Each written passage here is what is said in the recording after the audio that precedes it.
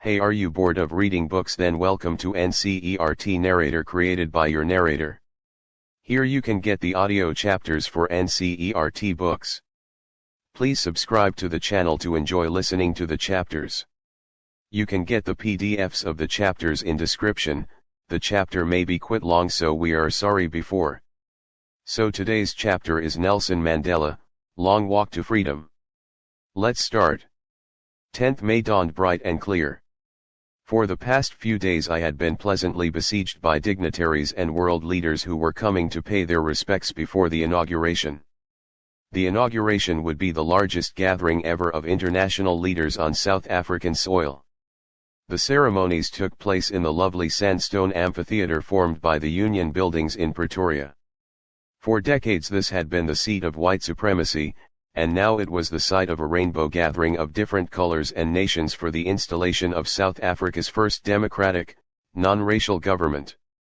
On that lovely autumn day I was accompanied by my daughters and Annie. On the podium, Mr. de Klerk was first sworn in as second deputy president. Then Thabo Mbeki was sworn in as first deputy president.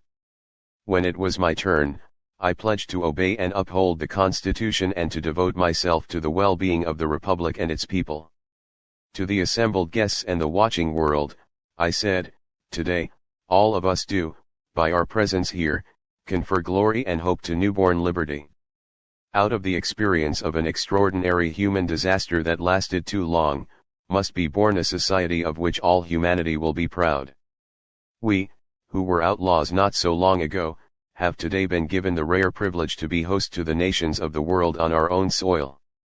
We thank all of our distinguished international guests for having come to take possession with the people of our country of what is, after all, a common victory for justice, for peace, for human dignity.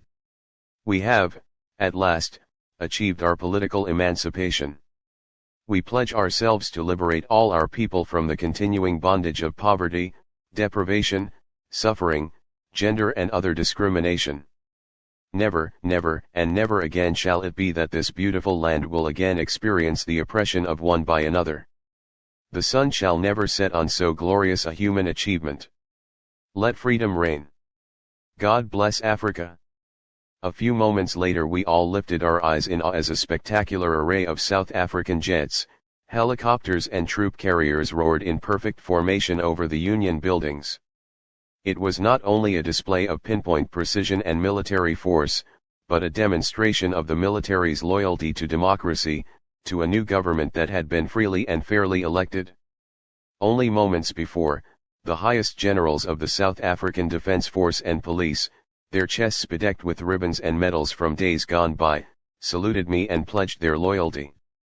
I was not unmindful of the fact that not so many years before they would not have saluted but arrested me.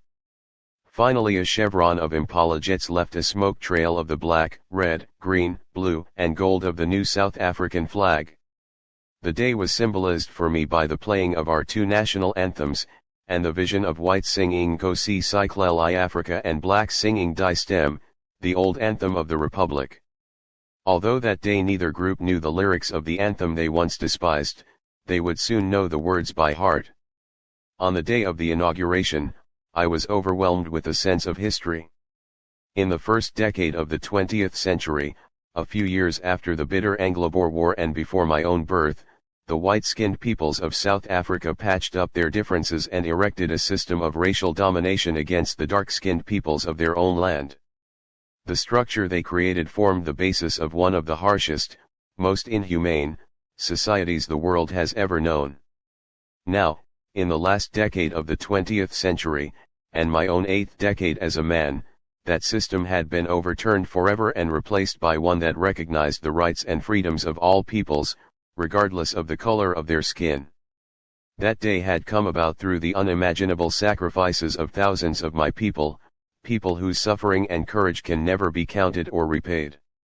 I felt that day, as I have on so many other days, that I was simply the sum of all those African patriots who had gone before me. That long and noble line ended and now began again with me. I was pained that I was not able to thank them and that they were not able to see what their sacrifices had wrought. The policy of apartheid created a deep and lasting wound in my country and my people.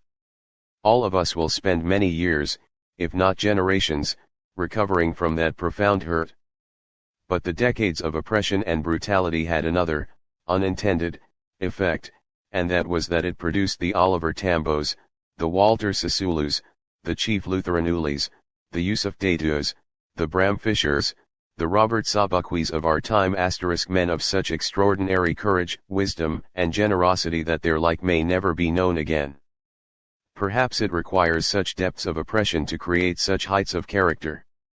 My country is rich in the minerals and gems that lie beneath its soil, but I have always known that its greatest wealth is its people, finer and truer than the purest diamonds. It is from these comrades in the struggle that I learned the meaning of courage. Time and again, I have seen men and women risk and give their lives for an idea. I have seen men stand up to attacks and torture without breaking, showing a strength and resilience that defies the imagination. I learned that courage was not the absence of fear, but the triumph over it. The brave man is not he who does not feel afraid, but he who conquers that fear. No one is born hating another person because of the color of his skin, or his background, or his religion. People must learn to hate, and if they can learn to hate, they can be taught to love, for love comes more naturally to the human heart than its opposite. Even in the grimmest times in prison, when my comrades and I were pushed to our limits, I would see a glimmer of humanity in one of the guards, perhaps just for a second, but it was enough to reassure me and keep me going. Man's goodness is a flame that can be hidden but never extinguished. In life, every man has twin obligations to his family, to his parents, to his wife and children, and he has an obligation to his people, his community, his country. In a civil and humane society, each man is able to fulfill those obligations according to his own inclinations and abilities. But in a country like South Africa, it was almost impossible for a man of my birth and color to fulfill both of those obligations. In South Africa, a man of color who attempted to live as a human being was punished and isolated. In South Africa, a man who tried to fulfill his duty to his people was inevitably ripped from his family and his home and was forced to live a life apart, a twilight existence of secrecy and rebellion. I did not in the beginning choose to place my people above my family, but in attempting to serve my people, I found that I was prevented from fulfilling my obligations as a son, a brother, a father, and a husband. I was not born with a hunger to be free. I was born free in every way that I could know. Free to run in the fields near my mother's hut, free to swim in the clear stream that ran through my village, free to roast mealies under the stars and ride the broad backs of slow-moving bulls. As long as I obeyed my father and abided by the customs of my tribe, I was not troubled by the laws of man or God. It was only when I began to learn that my boyhood freedom was an illusion, when I discovered as a young man that my freedom had already been taken from me, that I began to hunger for it. At first, as a student, I wanted freedom only for myself, the transitory freedoms of being able to stay out at night, read what I pleased and go where I chose. Later, as a young man in Johannesburg, I yearned for the basic and honorable freedoms of achieving my potential, of earning my keep, of marrying and having a family, the freedom not to be obstructed in a lawful life. But then I slowly saw that not only was I not free, but my brothers and sisters were not free. I saw that it was not just my freedom that was curtailed, but the freedom of everyone who looked like I did. That is when I joined the African National Congress, and that is when the hunger for my own freedom became the greater hunger for the freedom of my people.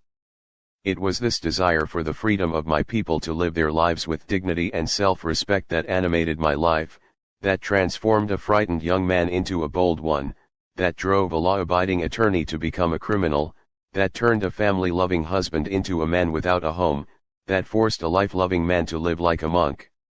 I am no more virtuous or self-sacrificing than the next man, but I found that I could not even enjoy the poor and limited freedoms I was allowed when I knew my people were not free. Freedom is indivisible. The chains on any one of my people were the chains on all of them, the chains on all of my people were the chains on me. I knew that the oppressor must be liberated just as surely as the oppressed. A man who takes away another man's freedom is a prisoner of hatred, he is locked behind the bars of prejudice and narrow-mindedness. I am not truly free if I am taking away someone else's freedom, just as surely as I am not free when my freedom is taken from me.